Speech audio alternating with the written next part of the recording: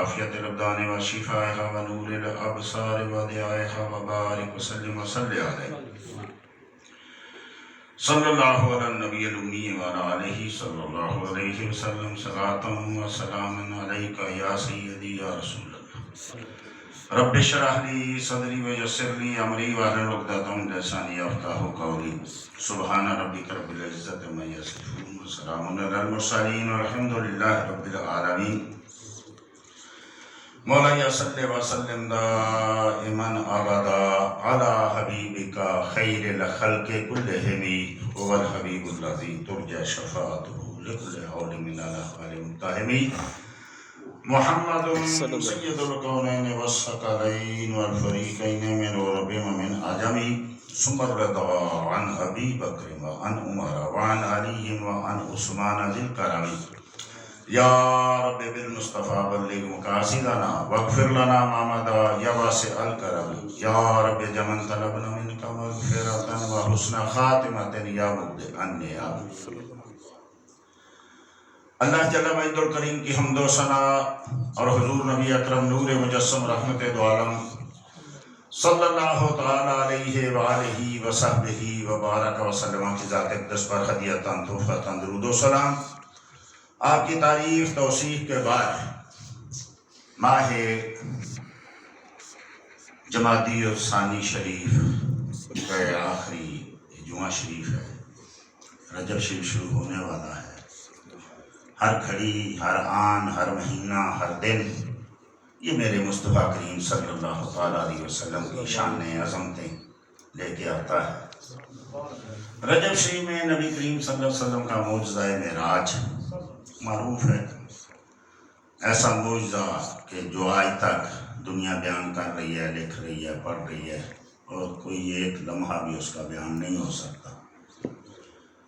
اور پچھلا جمعہ یا یہ مہینہ سیدنا صدیق اکبر رضی اللہ تعالی عنہ کی فضائل و برکات میں، چونکہ معراج کے ساتھ بھی سیدنا صدیق اکبر رضی اللہ تعالی عنہ کو ایک بہت بڑا تعلق ہے. اسی سے آپ کا نام صدیق پڑا ہے کہ جب نبی کریم صلی اللہ تعالی علیہ وسلم نے یہ ساری چیزیں وہاں ملاحظہ فرمائیں تو پوچھا جبرائیل امین سے کہ اس کی تصدیق کون کرے گا اگر میں جا کے واپس لوگوں کو کہوں کہ میں ایسے ایسے گیا اور یہ دیکھا.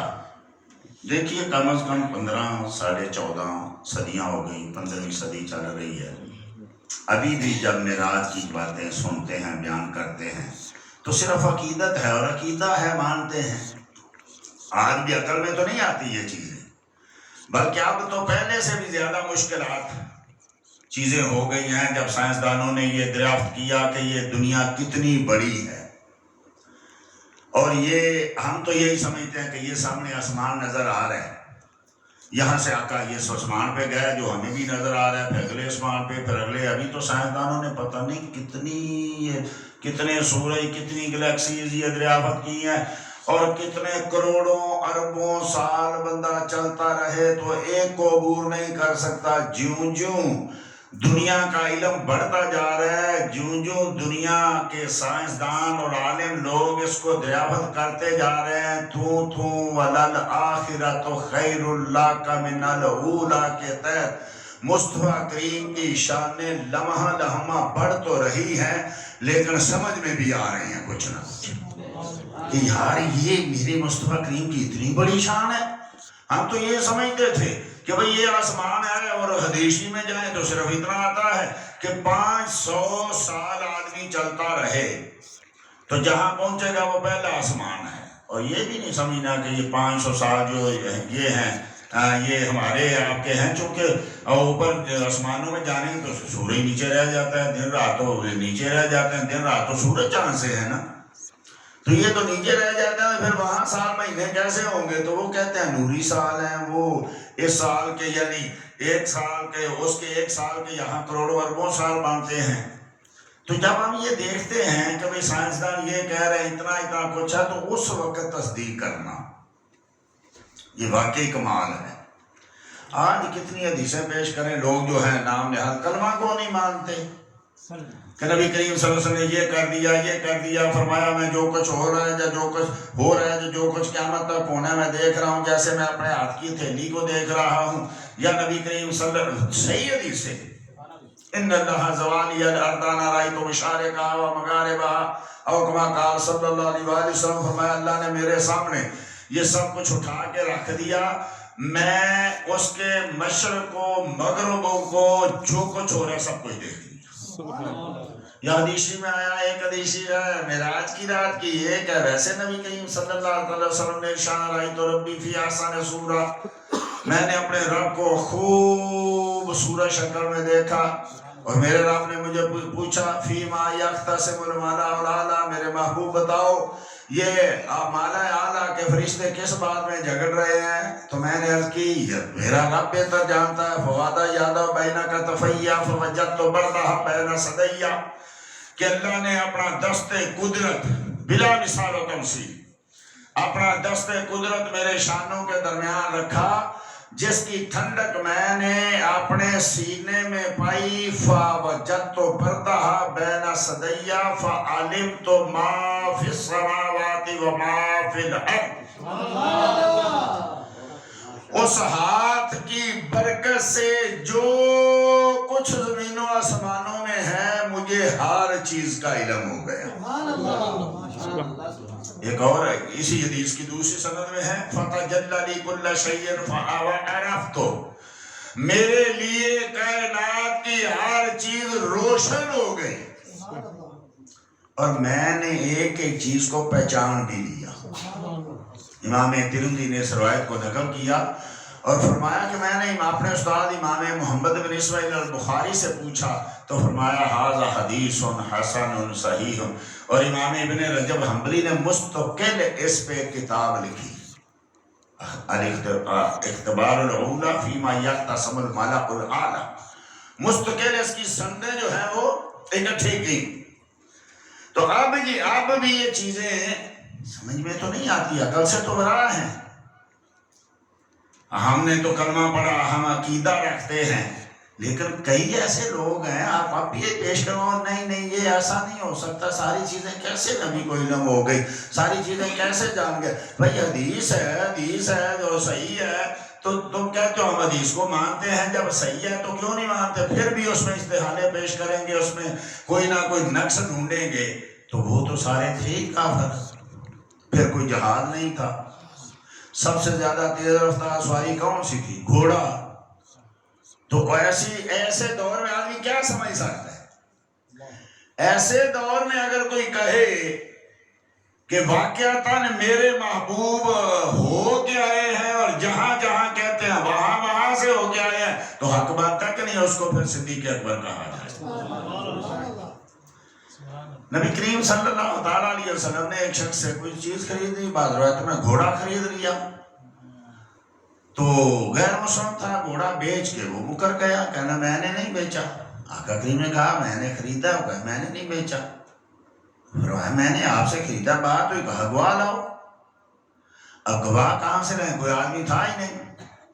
تو جو بھی آتا غیر کیا جھگڑا. آقا کہتے میں نے گھوڑا خریدا وہ مانتا نہیں وہ کہتا میں نے نہیں دیا گواہ لاؤ. اب جو بھی آتا وہ چپ کر کے کھڑا ہو جاتا ہے اور اس کو ایسے ڈھانٹتا کہ اللہ کے نبی جھوٹ بولیں گے معاذ اللہ استغفر اللہ خریدا تو کہنے کی گواہ لاؤ میں تو نہیں مانتا گواہ لاؤ.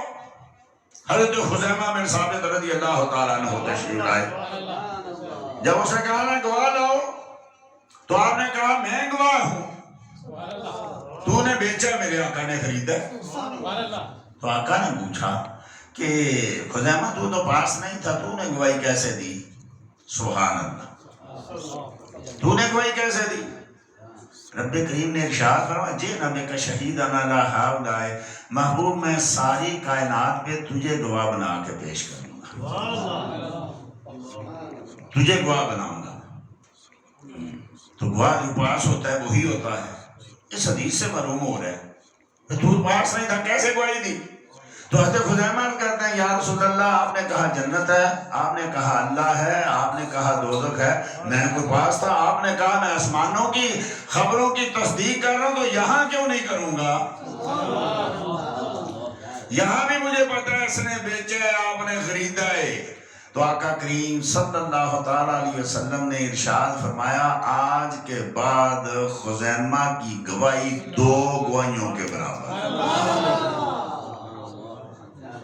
اصول دیکھو، اصول رب نے کہا گواہ ہوں 2 سوائے زنا کے، کہ وہاں گواہ چاہیے 4، باقی ہر معاملے میں گواہ چاہیے 2، لیکن میرے آقا کو میرے رب نے مختار کل بنا کے بھیجا، فرمایا تو جو کہہ دے وہی دین ہے۔ اللہ اکبر۔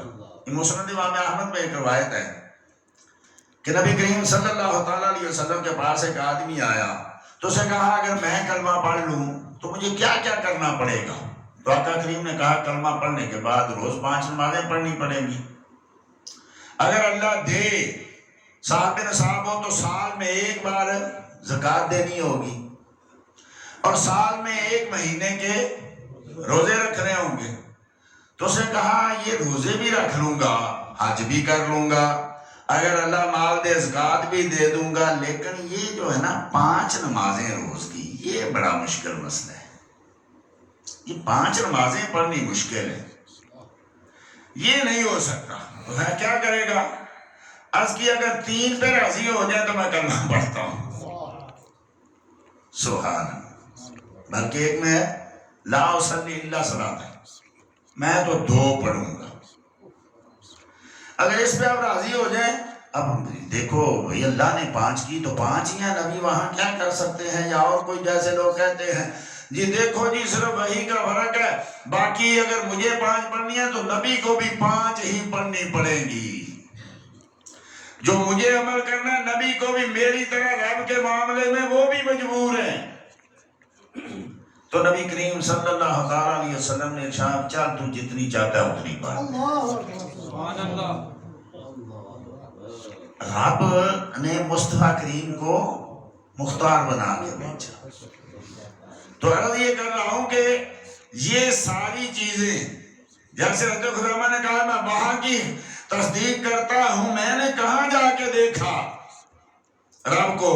بلکہ علماء دیکھیں اصل میں مسئلہ یہ ہوتا ہے کہ ایک ہی چیز کو جو عاشق ہوتا ہے وہ یعنی ایک دلیل سمجھ رہا ہوتا ہے، شان سمجھ رہا ہوتا ہے، اور جو عاشق نہیں ہوتا گستاخ ہوتا ہے وہ اسی کو عیب سمجھ رہا ہوتا ہے۔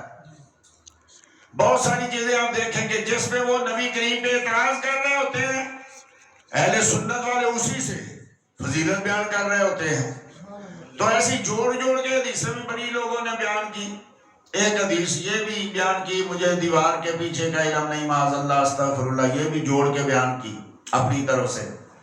اور ایک یہ بھی ہم سنا کرتے تھے کہ نبی کریم صلی اللہ تعالیٰ علیہ وسلم نے تو سواری پہ بیٹھے تھے تو کسی نے پوچھا گھوڑے کی یا اونٹ کی جو ہے وہ ٹانگیں کتنی ہیں، تو نبی کریم نیچے اتر کے گن کے بتائیں، نبی کو علم ہوتا تو بیٹھے بیٹھے بتا معاذ اللہ استغفر اللہ، یہ تو بچہ بھی جانتا ہے 4 ٹانگیں ہیں، کوئی عقل نہیں بنتی، لیکن اندھے کو اندھیرے میں بڑی دور کی سنی کہیں سے پڑھا اور آگے بیان کر دیا۔ تو علماء نے کہا ویسے تو یہ حدیث ثابت ہی نہیں ہے، لیکن اگر ثابت بھی ہو تو اس کا مطلب وہ نہیں جو تم بیان کر رہے ہو۔ اصل میں مسئلہ یہ ہے کہ نبی کریم صلی اللہ علیہ وسلم سے اگر کسی نے پوچھا ثابت بھی ہو جائے تو آپ نے نیچے اتر کے گن کے 4 ٹانگیں بتا کے لوگوں کو بتا دیا جس سواری پہ میں سوار ہوتا ہوں میں وہ بھی بنا دیکھے اور بنا گنے نہیں بیان کرتا، میں رب کو بنا دیکھے کیسے بیان کروں؟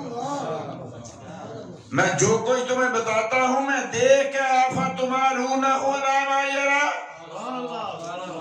رب کہتا ہوں میرے نبی کی دیکھی چیزوں پہ جھگڑتے ہو، اس کو تو میں نے ہر چیز دکھا دی ہے اور تم ابھی تک جھگڑ رہے ہو نبی جانتا ہے کہ نہیں جانتا، نبی نے دیکھا ہے کہ نہیں دیکھا۔ نبی کریم صلی اللہ تعالیٰ علیہ وسلم کی یہ شان کوئی بھی بیان کرے تو عاشق کو کبھی اس میں شک نہیں ہوتا۔ میں پچھلے جمعے عرض کر رہا تھا کہ صدیق اکبر نے ہمیں یہ اصول دے دیا بھی میرے آقا کی کوئی بھی شان بیان کرے، یہ نہ دیکھو کون ہے، کیا نام ہے، یہ دیکھو کیا کہہ رہا ہے، کس کا کلام ہے۔ میرے آقا کی شان بیان کرے، چاہے جانور بیان کرے، چاہے درخت بیان کرے، چاہے پتھر بیان کرے۔ لوگ آج تک جل رہے ہیں، نہیں جی یہ درختوں نے صلاۃ و سلام پڑھا، حدیثیں ثابت نہیں ہے، پتھروں نے پڑھا، حدیثیں ثابت نہیں ہے۔ عاشقوں نے کبھی کہا یہ عاشق جو جانتے ہیں، نبی کریم نے فرمایا دنیا کی ہر چیز مجھے جانتی ہے کہ میں اللہ کا رسول ہوں، اللہ کا فرد الجن اور اللہ کا جننے والے ان سے او مراد جننے والے ان سے سارکش یا کافر جنوں انسانوں کے کہ یہ نہیں مجھے پہچان سکے، ورنہ کائنات کی ہر چیز مجھے جانتی، میں اللہ کا حبیب۔ پتھر جانتے ہیں، درخت جانتے ہیں، سمندر جانتے ہیں، دریا جانتے ہیں، ستارے جانتے ہیں، چاند جانتا ہے، سورج جانتا ہے، جنتیں جانتی ہیں، جہنمیں، سب کچھ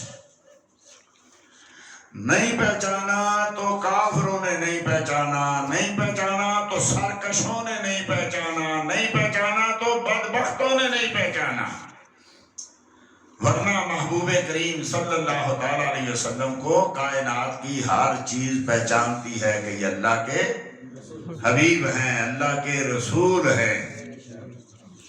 تو اس لیے فرمایا یا ایھا الذین آمنوا اتقوا اللہ، لوگو تقوی اختیار کرو، پرہیزگار بن جاؤ، نیک بن جاؤ۔ نیک کیا ہے؟ نیکی کیا ہے؟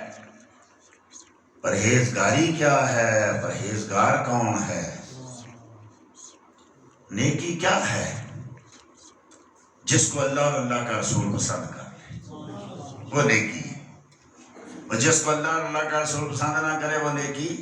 مثلا میں ایک مثال دیتا ہوں کہ ملازمت کرنا، رزق حلال کرنا، کھانا اور یہ یعنی مزدوری کرنا، یہ بہت بڑی نیکی ہے۔ رزق حلال کمانا بہت بڑی نیکی ہے، لیکن اگر جمعے کی اذان ہو جائے تو آدمی مزدوری کر رہا ہو، خون پسینہ ایک کر رہا ہو، پسینہ بہا رہا ہو، کیا وہ رزق حلال ہوگا؟ نہیں، بازار بھائی جب جمعے کی اذان ہو جائے تو چھوڑ دو، ہر چیز بند۔ علماء نے کہا ہاں مثلا گاڑی میں آ رہے ہیں، کشتی میں آ رہے ہیں، کسی چیز میں آ رہے ہیں، آ بھی جمعے کے لیے رہے ہیں، تو اگر وہیں کو سودا سرب ہو جاتا ہے چلتے چلتے تو کوئی مسئلہ نہیں ہے، کیونکہ جمعے میں رکاوٹ نہیں بن رہی۔ ہر وہ چیز جو جمعہ پڑھنے میں رکاوٹ بنے گی، چاہے کتنی مشکل ہو، چاہے کتنی خون پسینہ ایک کیا اور رزق حلال نہیں ہو سکتا۔ ایک آدمی کہے نہ رشوت دی ہے، نہ سود کھایا ہے، نہ چوری کی ہے، نہ ڈاکہ ڈالا ہے، دیکھو میں نے تو محنت سے کمایا ہے۔ بھائی وقت وہ کمانے کا نہیں تھا، وہ وقت رب کی عبادت کا تھا۔ تو ثابت ہوا کہ جس کو اللہ رسول پسند کر لے وہ نیکی۔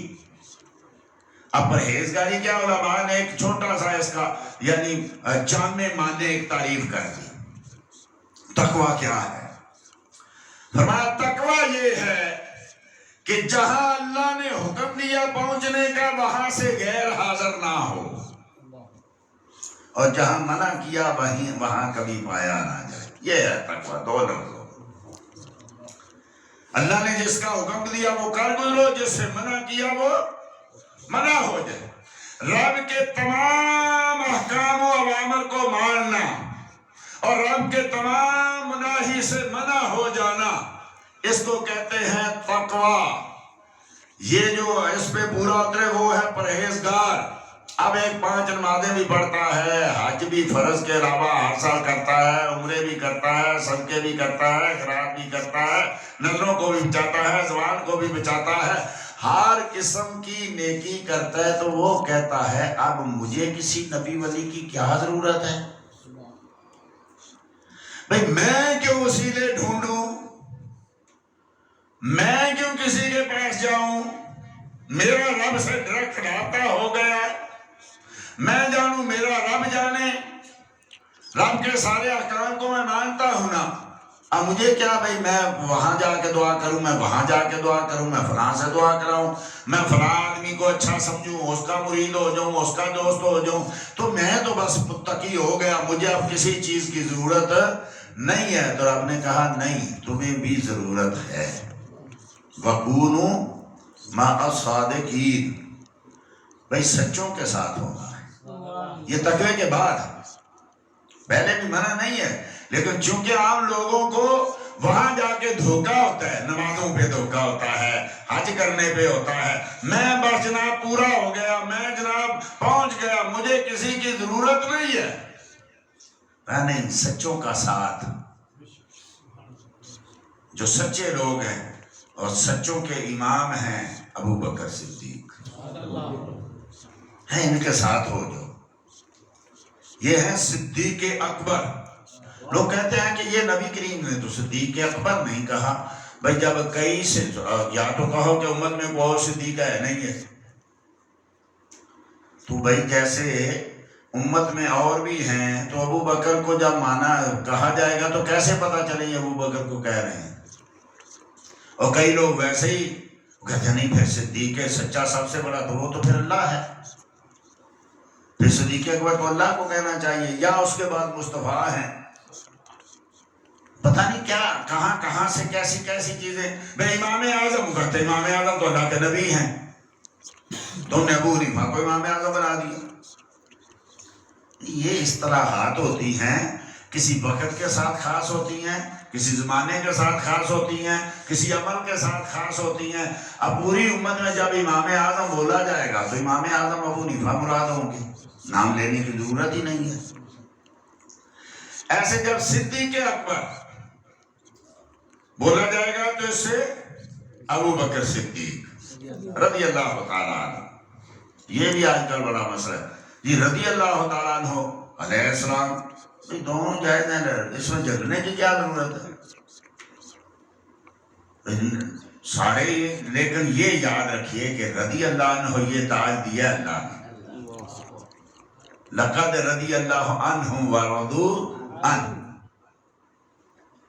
اب اللہ سے راضی، اللہ ان سے راضی۔ آج کل یہ بڑا ہے نا، میں تو علی علیہ السلام کہوں گا، میں تو رضی اللہ نہیں کہوں گا، میں تو امام حسن علیہ السلام کہوں گا۔ بھی کہنے میں حرج نہیں ہے، لیکن یار سلام تو تمہارے کو کہتے ہو السلام علیکم، پھر ہمیں کہتے ہو تم اہل بیت پہ سلام نہیں بھیجتے، تم ان کو علیہ السلام نہیں کہتے، رضی اللہ کہتے ہو۔ بھائی ہمارے دیکھ رضی اللہ کہنا زیادہ افضل ہے، علیہ السلام بھی جائز ہے۔ جہاں تک سلام کی بات ہے تو ہم تو کہتے ہیں بھئی مصطفیٰ جان رحمت پہ لاکھوں سلام، اس حسین ابن حیدر پہ لاکھوں سلام، جان احمد کی راحت پہ لاکھوں سلام۔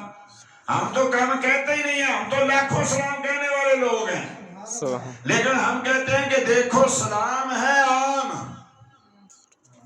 نبیوں کے لیے بھی، صحابہ کے لیے بھی، اہل بیت کے لیے بھی، عام مومنوں کے لیے بھی۔ قبرستان جاتے ہو تو کیا کہتے ہو؟ السلام علیکم۔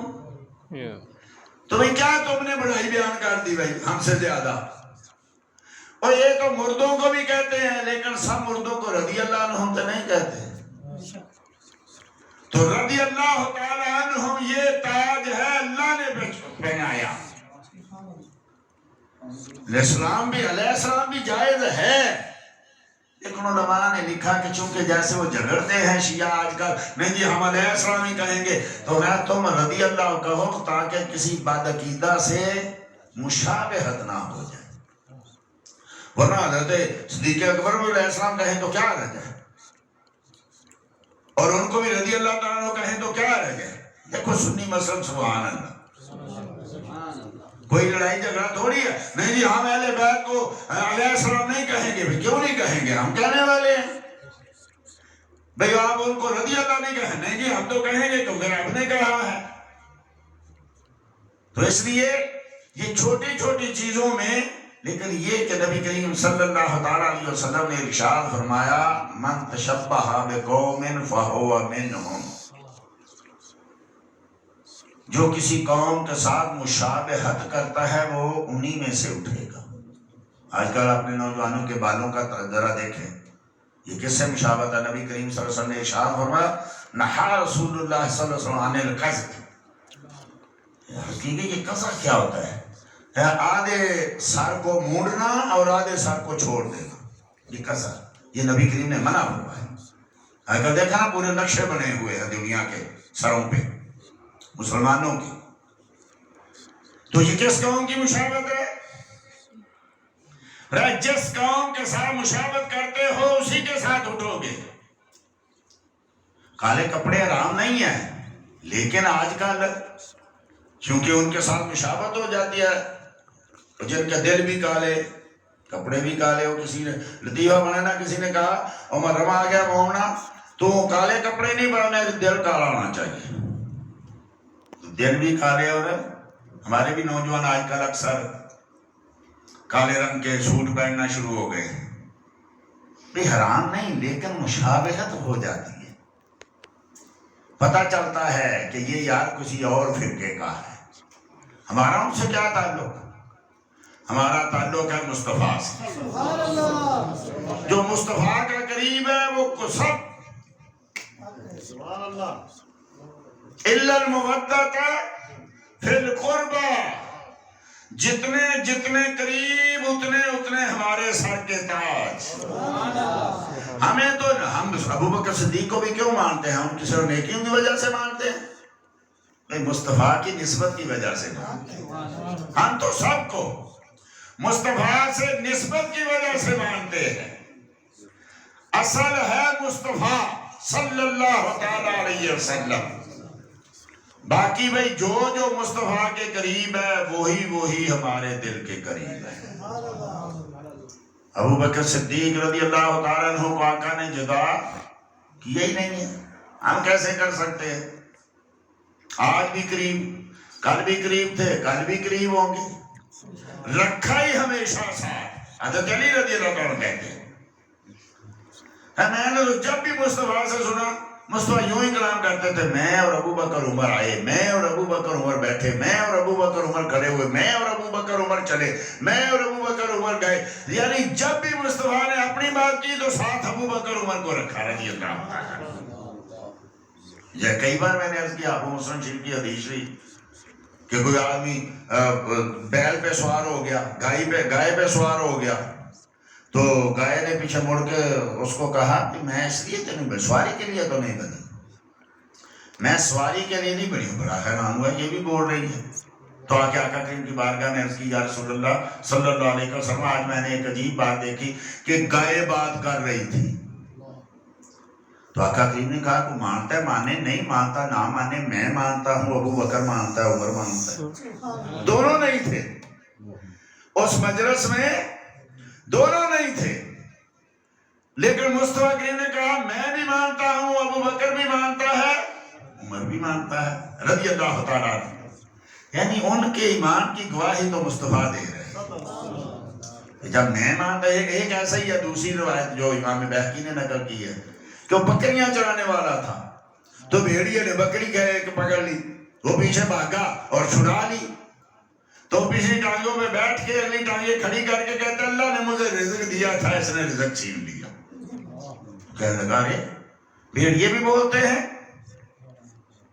بھیڑیے بولتے ہیں، بڑی عجیب بات ہے، بھیڑیے بھی بول رہے ہیں. اس نے کہا یہ کیا عجیب ہے؟ اگر عجیب دیکھنا ہے تو مدینے جا، اللہ کے حبیب کو مل، جو کچھ ہو چکا وہ تجھے وہ بھی بتائیں گے، جو قیامت تک ہونا ہے وہ بھی بتائیں گے. کہیں یہ عجیب ہے، یہ کیا میرا بولنا کیا عجیب ہے؟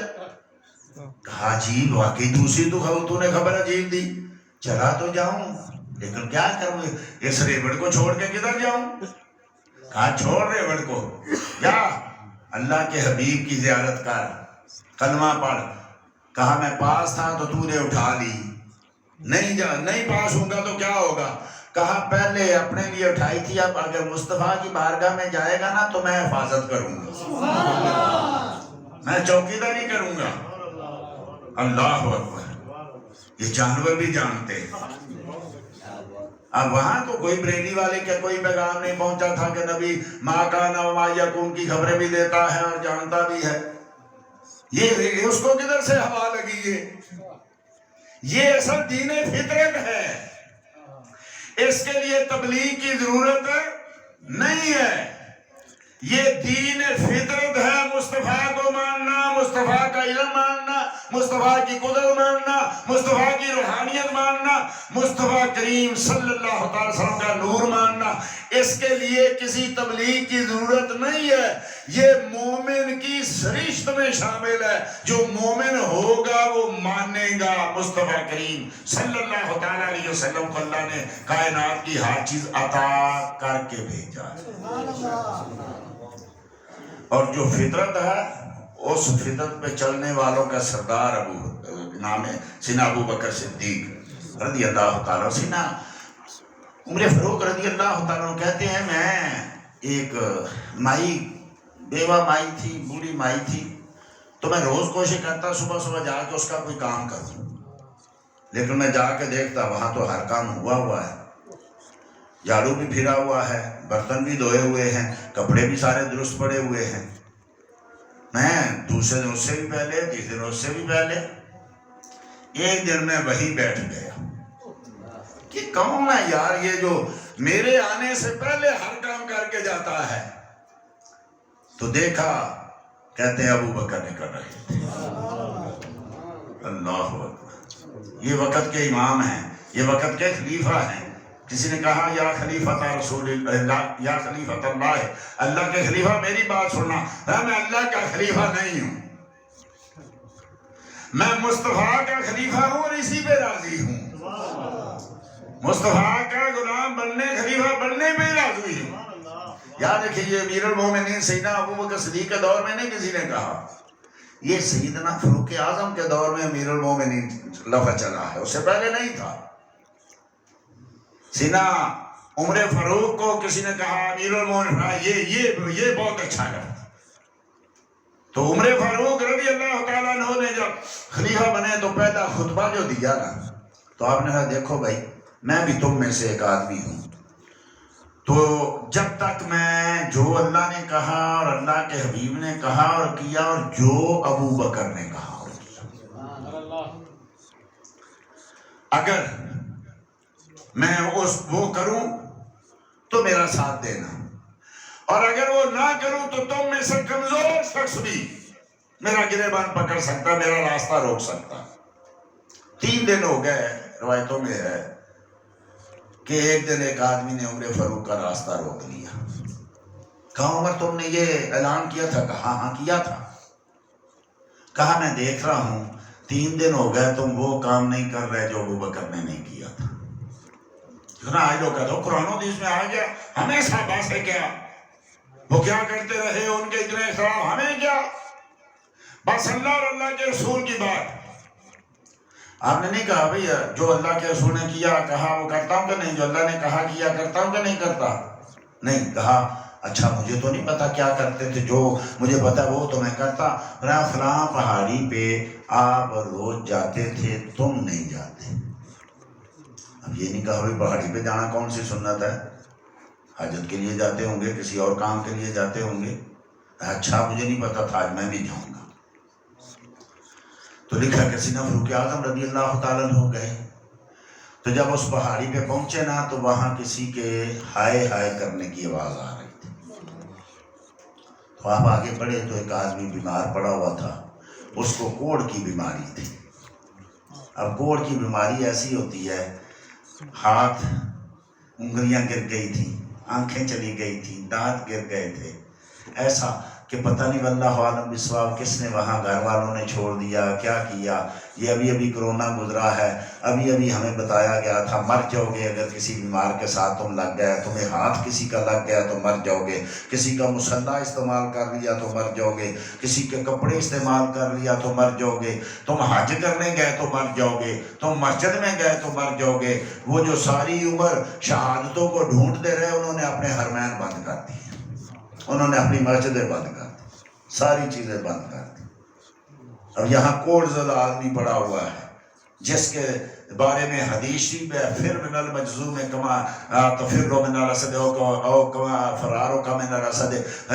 کوڑ والے سے یوں بھاگ جیسے تو شیر سے بھاگتا ہے، حدیث شریف بھی ہے. لیکن عمر فاروق نے دیکھا کہ یہاں ایک آدمی پڑا ہوا ہے، بیمار ہے. انہوں نے دیکھا کہ یہ تو بیچارہ بالکل کمزور، اس نے پتہ نہیں کچھ کھایا بھی ہے کہ نہیں کھایا. وہاں سے بھاگے، گھر آئے، وہاں سے کھانا پکایا، پتلا سا کھانا پکا کے لے کے گئے. اور اس وقت جو بھی ان کو ملا، لکڑی ملی یا جو بھی ملا، اس کے ساتھ انہوں نے اس کے منہ میں ڈالا. جب منہ میں ڈالا نا تو اس کی آواز نکلی، ہائے ابو بکر مارا ہے. ہاں ابو بکر تو نہیں رہے، لیکن تجھے کس نے بتایا کہ ابو بکر نہیں رہے؟ تجھے کس نے آ کے خبر دی کہ ابو بکر نہیں رہے؟ کہا مجھے کسی نے خبر نہیں دی. کہا پھر تجھے کیسے پتا چلا؟ کہا آج جب آپ نے میرے منہ میں یہ چیز ڈالی تو یہ سخت تھی اور مجھے تکلیف ہوئی ہے. ابو بکر ایسا نہیں کرتے تھے، وہ کھانا اپنے منہ میں ڈالتے تھے، اس کو چباتے تھے. جب وہ کھانا بالکل نرم ہو جاتا تو پھر کبوتری کی طرح جیسے بچے کو چوگا دیتے ایسے میرے منہ کے ساتھ منہ لگا کے میرے منہ میں ڈالتے. اللہ، یہ ہے امت سے پیار. میرے کریم آقا نے کہا میری امت میں سب سے زیادہ میری امت میں رحم کرنے والا ابو بکر. یہ کوڑ والا ہے، اس کے منہ کے ساتھ منہ لگانا، یہ کہاں سے آئی سنتیں؟ کہاں سے آئی غریبوں کے ساتھ اتنی محبت؟ ان کو پتا تھا یہ مصطفیٰ کے غلام ہیں. کیوں جناب ابو ہریرہ کیسا تھا وہ جامع شیر جس سے 70 صاحبوں کا دودھ سے منہ بھر گیا، منہ سے منہ بھر گیا. ایک پیالہ دودھ اور سب کو پلایا. بیمار بھی ہوں گے، تندرست بھی ہوں گے، غریب بھی ہوں گے، امیر بھی ہوں گے. سب کو پلانے کے بعد مصطفیٰ نے خود پیا. آج لڑتے مرتے ہم سیاستدانوں کے لیے. قوم مر چلی ہے اور ان کو پتہ تک نہیں. مصطفیٰ اپنی زبان پہ بعد میں چیز رکھتے ہیں، پہلے گناہگار اور غریب امتیوں کو دیتے ہیں. صرف فرمایا یہ سب سے زیادہ رحیم، سب سے زیادہ رحم کرنے والا میری امت میں میرا ابو بکر. ایران میں جنگ ہو رہی تھی. آپ کے ابتدائی دن رہے کتنے؟ صرف 2.5 سال تھا. تو فوج کم تھی وہاں ایران میں، صرف چند آدمی بھیجے تھے مدینے سے.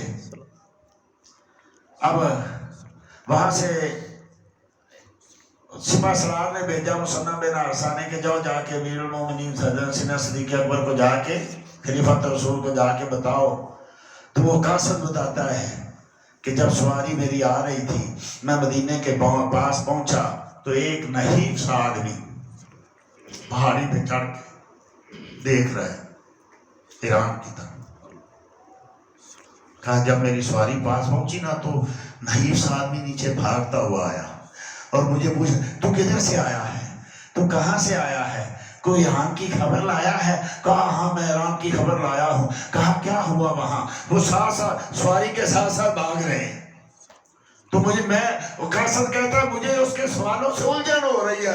میں چاہتا ہوں جلدی جلدی جا کے میں خلیفۃ رسول کو یہ خبر دوں کہ اللہ نے ہمیں فلاں جگہ فتح دیا. لیکن یہ بابا میری بات، وہ تو پہلی دفعہ مدینے میں آیا تھا، وہ تو کبھی مدینے میں آیا نہیں تھا، اس کو کیا پتا کون ہے.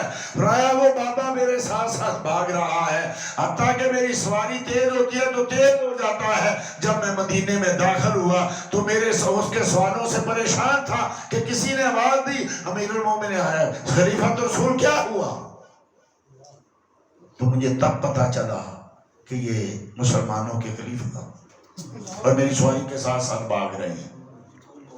میں نیچے اترنے لگا، فرمایا نہیں اوپر بیٹھے رہے. ایسے جب حضرت سیدنا پہلا جیسا میں نے بیان کیا تھا کہ جب نکلنے لگا نا پہلا لشکر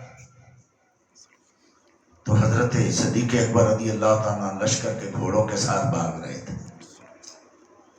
حضرت اسامہ جو سپاہ سالار تھے نیچے اترنے لگے، فرمایا نہیں تم اوپر بیٹھو. کہا اے خلیفۃ رسول آپ نیچے چل رہے ہیں. کہا تجھ کو میرے آقا نے سپاہ سالار بنایا تھا.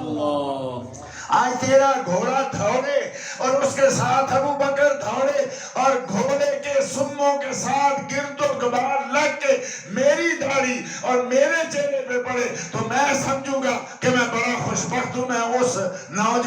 سالار کے ساتھ بھاگ رہا ہوں جس کو مصطفیٰ نے سپہ سالار بنایا.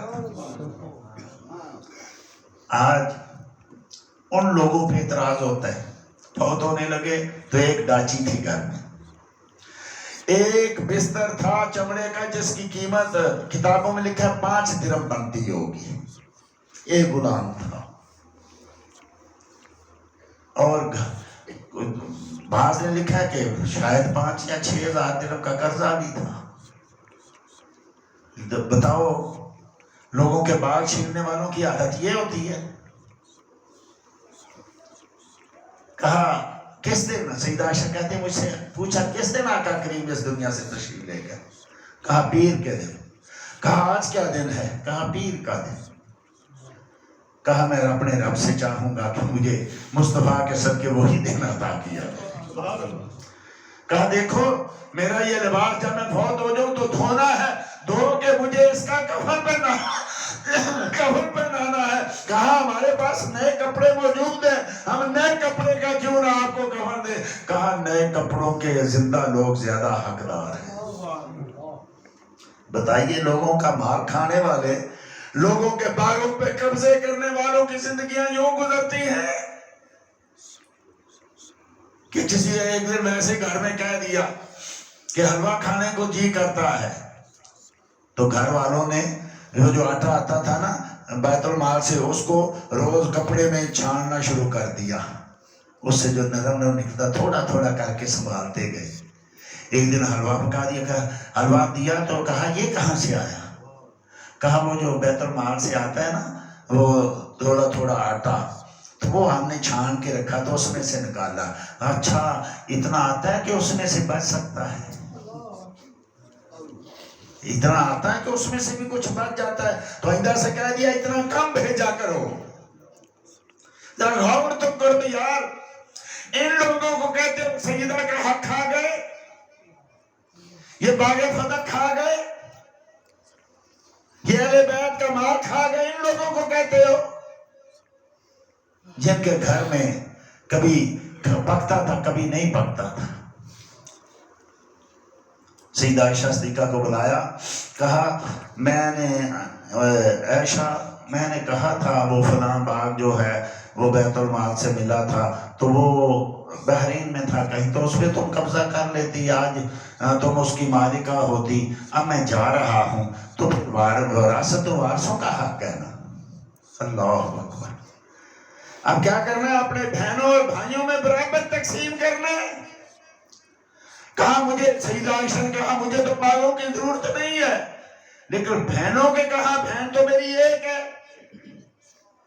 حضرت عبداللہ اور حضرت اسماء یہ ایک والدہ سے ہیں، حضرت عائشہ اور حضرت عبد الرحمن یہ ایک والدہ سے ہیں، حضرت ام کلثوم یہ ایک والدہ سے ہیں جس کے بارے میں ابھی کرنے لگا ہوں، حضرت محمد بن ابی بکر یہ ایک والدہ سے ہیں. 4 بیویاں ہیں، ایک کا صرف ایک بیٹا آپ سے. ویسے آپ کے بیٹے ہیں حضرت جعفر طیار سے بھی، مولا علی سے بھی اولاد. اور یہاں کہا میری تو ایک صرف اسماء بنت ابی بکر بہن ہے. آپ نے کہا بہنوں کو بھی پورا دینا ہے تو بہن تو ایک ہے. فرمایا میری وفات کے بعد بنت خارجہ سے وہ حاملہ ہیں، میری وفات کے بعد بیٹی پیدا ہوگی. اللہ نے مجھے بتا دیا. تم کہتے ہو ماں کے پیٹ میں کیا ہے نبی نہیں جانتا. تم کہتے ہو جو کہے ماں کے پیٹ میں کیا ہے یہ نبی جانے تو شرک. یہ صحیح حدیث ہے، کئی سندیں ہیں اس کی. کہا میں جانتا ہوں، اللہ نے مجھے بتایا ہے، میرے دل میں ڈالا ہے کہ میرے وفات کے بعد بنت خارجہ کو اللہ بیٹی عطا فرمائے گا. تو یہ تو حال ہے خدمتگاروں کا، سردار کا عالم کیا جن کے غلاموں کا یہ حال ہے. دعا کرے اللہ جل مجد الکریم ہمیں سچا پکا عقیدہ اپنانے کی توفیق عطا فرمائے، صحابہ اہل بیت کے ساتھ تعلق رکھنے کی توفیق عطا فرمائے. ایک اعلان کرنا ہے، ہر بار میں بھول جاتا ہوں، آپ دوست جانتے ہیں حالات بہت زیادہ پوری دنیا کے افراد اور بالخصوص پاکستان کے، ایک تو پاکستان کے لیے دعا کریں اللہ جل مجدہ کے ہمارے ملک کی حفاظت فرمائے، ہمیں نیک اور صالح کی عادت عطا فرمائے۔